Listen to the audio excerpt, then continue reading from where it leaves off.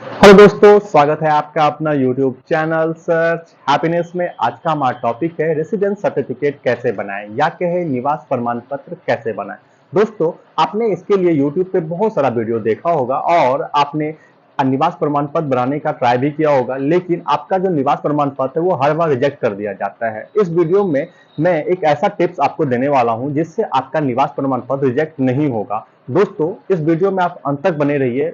मैं हर एक प्रोसेस आपको स्टेप बाय स्टेप करके दिखाऊंगा ताकि आपको निवास प्रमाण पत्र बनाने में कोई भी परेशानी ना हो। दोस्तों, अगर आप इस चैनल पे नए हैं तो इस चैनल को सब्सक्राइब करें, साथ ही साथ बेल आइकन को प्रेस कर दें ताकि हमारे सभी वीडियो के नोटिफिकेशन सबसे पहले आपको मिल सके। तो चलिए सीखते हैं सर्च हैप्पीनेस के द्वारा।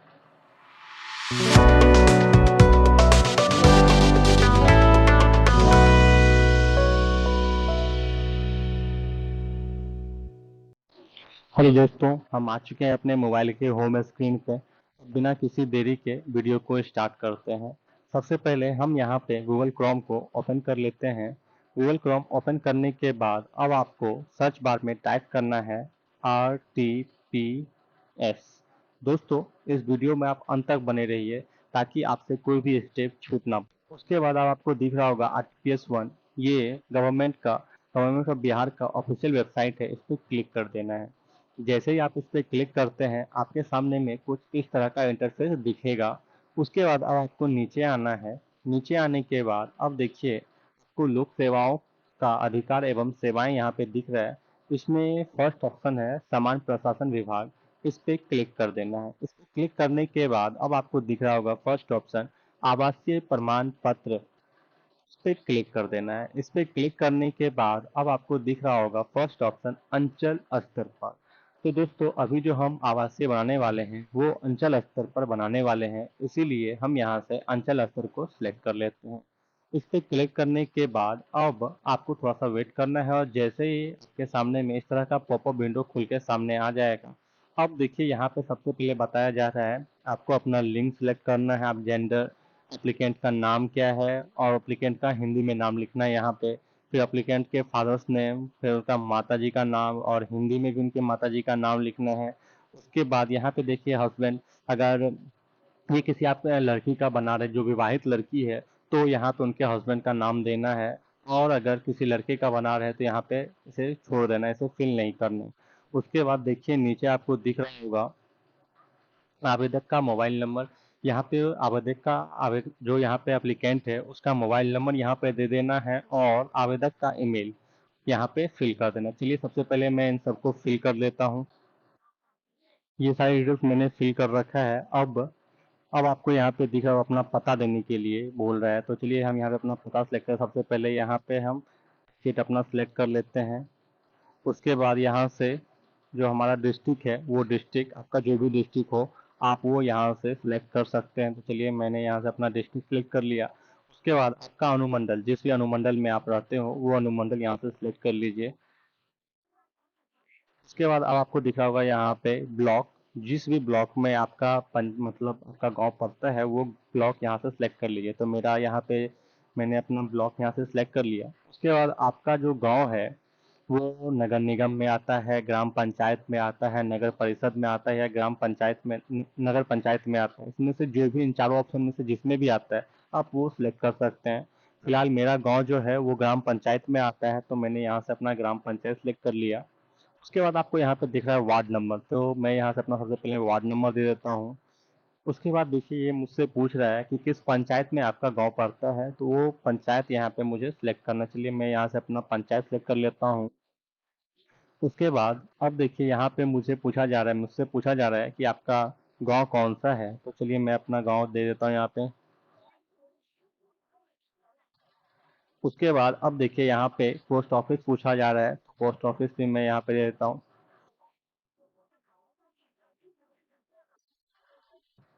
उसके बाद पूछा जा रहा है कि आपका पुलिस स्टेशन कौन सा है, तो चलिए मैं अपना पुलिस स्टेशन भी यहाँ से सिलेक्ट कर लेता हूँ।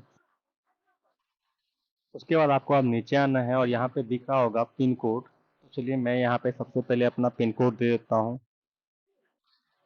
पिन कोड देने के बाद अब देखिए यहाँ पे अब दिया हुआ है self attested photograph of applicant. इसका मतलब समझ लेते हैं दोस्तों।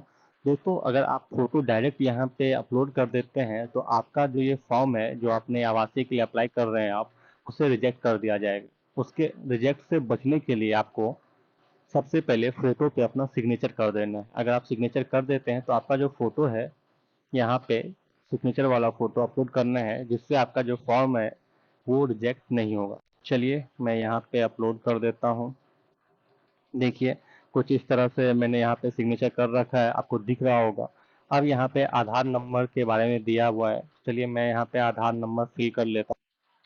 आधार नंबर फिल करने के बाद अब मुझसे ये पूछ रहा है आपका निवास का प्रकार क्या है, टाइप ऑफ रेसिडेंस। अगर आप अस्थाई हैं तो अस्थाई सेलेक्ट कर लीजिए, अगर अस्थाई बनवा रहे हैं आप, अगर आवासीय तो अस्थाई सेलेक्ट कर सकते हैं। इसलिए मैं यहाँ पे अस्थाई बना रहा हूँ, तो अस्थाई पे क्लिक करके एग्री वाले सेक्शन पे क्लिक कर देना है।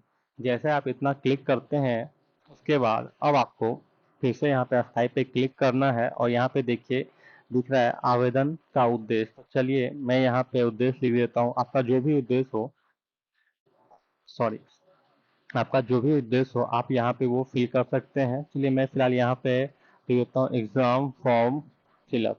इतना लिखने के बाद अब आपको नीचे आना है और आपको ये देखिए एक कैप्चा कोड दिख रहा है, इस कैप्चा कोड को यहाँ पे फिल कर देना है 495748। इतना टाइप करने के बाद अब आपको प्रोसीड वाले सेक्शन पे क्लिक कर देना है और यहाँ से ओके वाले सेक्शन पे क्लिक कर देना है। देखिए बता रहा है कि कैप्चा कोड जो है वो गलत है, तो चलिए मैं फिर से कैप्चा कोड फिल कर लेता हूँ 495748। इतना टाइप करने के बाद हम यहाँ से प्रोसीड पे क्लिक कर देंगे। प्रोसीड पे जैसे ही क्लिक करते हैं अब आपके आधार में जो भी नंबर दिया हुआ है उस नंबर पे एक ओटीपी जाएगा, वो ओटीपी यहाँ पे फिल करना है। चलिए हम यहाँ पे ओटीपी फिल कर देते हैं और यहाँ पे वैलिडेट वाले सेक्शन आपको दिख रहा है, इस पे क्लिक कर देना है। जैसे आप इस पे क्लिक करते हैं उसके बाद आपके सामने में एक मैसेज आएगा जहाँ पे दिख रहा है आपको आधार वेरीफाई, मतलब ये जो आधार ओटीपी मैंने दिया ये मेरा आधार वेरीफाई हो चुका है। उसके बाद आपको कुछ सेकंड 4 से 5 सेकंड आपको वेट करना है। उसके बाद आपको अपना पूरा डिटेल्स यहाँ पे दिखा है, वो डिटेल्स आपको देख लेना है कि आपने जो भरा है वो सही भरा है या नहीं। उसके बाद आपको यहाँ पे सबमिट वाले सेक्शन पे क्लिक कर देना है। अगर आपको लगता है कि आपने जो डिटेल्स भरा है ऊपर उसमें कुछ त्रुटि है और आपको उसे सही करना है, तो आप एडिट वाले सेक्शन पे क्लिक करके उसे फिर से चेंज कर सकते हैं। तो फिलहाल मैंने देख लिया है मेरा जो भी डिटेल्स है वो एकदम सही है, तो मैं डायरेक्ट यहाँ से सबमिट वाले सेक्शन पे क्लिक कर देता हूँ। जैसे ही मैं यहाँ से सबमिट वाले सेक्शन पे क्लिक करता हूँ तो आप देखिए मेरे सामने में ये डिटेल्स आ चुका है। अब देखिए यहाँ पे दिख रहा है आवेदन की तिथि 28/8/2023, ये मेरा आवेदन का तिथि है। और उसके बाद देखिए आपको यहाँ पे नीचे दिख रहा होगा सेवा प्रदान करने की तिथि 9 सितंबर 2023, मतलब ये जो मेरा मैंने आवासीय के लिए अप्लाई किया है ये मुझे 9 सितंबर तक या उससे पहले भी मुझे मेल के द्वारा मुझे रिसीव हो जाएगा। दोस्तों इसी तरह के और भी वीडियो देखने के लिए हमारे चैनल सर्च हैप्पीनेस को like and subscribe. Thank you for watching search happiness.